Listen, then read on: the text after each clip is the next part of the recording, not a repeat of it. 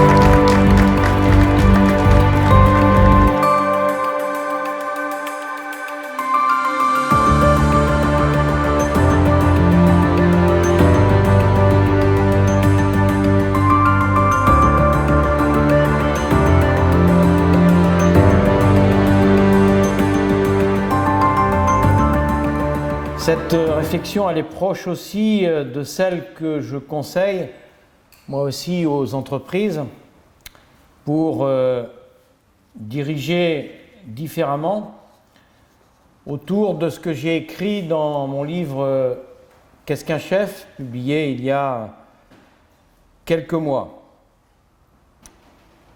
Alors en fait, le propos que je voudrais vous tenir cet après-midi, en fait, je voudrais vous lire cette phrase que j'ai trouvée dans vos documents.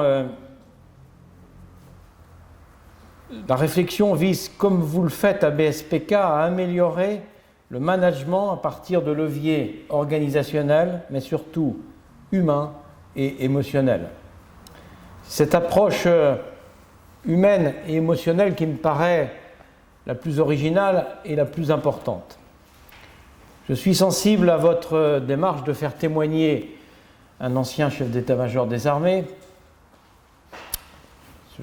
Ce choix témoigne de votre singularité, mais surtout de votre ouverture en privilégiant un regard extérieur, nécessairement un peu décalé. Vous savez, les entreprises qui s'en sortiront dans les années qui viennent, je suis persuadé, sont celles qui sortiront de l'entre-soi et qui essaieront de régénérer leurs réflexions et de trouver des solutions novatrices dans cette période particulièrement compliquée que nous vivons. Il est urgent de remettre la personne, le souci de l'homme et de la femme au centre des préoccupations de nos dirigeants, de nos chefs d'entreprise, de nos chefs militaires, de nos chefs tout court, dans notre société. Il est urgent parce qu'il faut retrouver le sens de cette phrase « toute autorité est un service ». Et quand il y a fracture, il doit y avoir urgemment réconciliation.